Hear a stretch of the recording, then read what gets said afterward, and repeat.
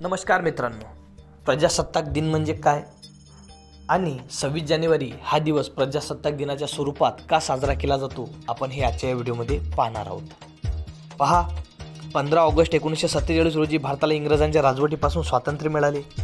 150 वर्षाच्या संघर्षानंतर भारतातील इंग्रजांच्या राजवटीचा अंत झाला। ज्यावेळी देशाला स्वातंत्र्य मिळाले तेव्हा भारतात इंग्रजांनी स्थापन केलेली राज्यव्यवस्था होती आणि प्रशासन व्यवस्था होती।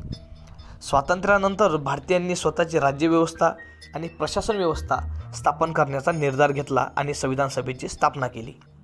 देशासाठी संविधान तयार करण्याचे काम या संविधान सभेचे होते। संविधान सभेने तयार केलेले संविधान 26 नोव्हेंबर 1949 रोजी भारतीयांनी स्वीकारले। त्यावेळी संविधानातील काही कलमे लागू झाली, परंतु पूर्ण संविधान लागू झाले नव्हते। नंतर 26 जानेवारी 1950 रोजी भारतीय संविधान देशभरात पूर्णपणे अंमलात आले।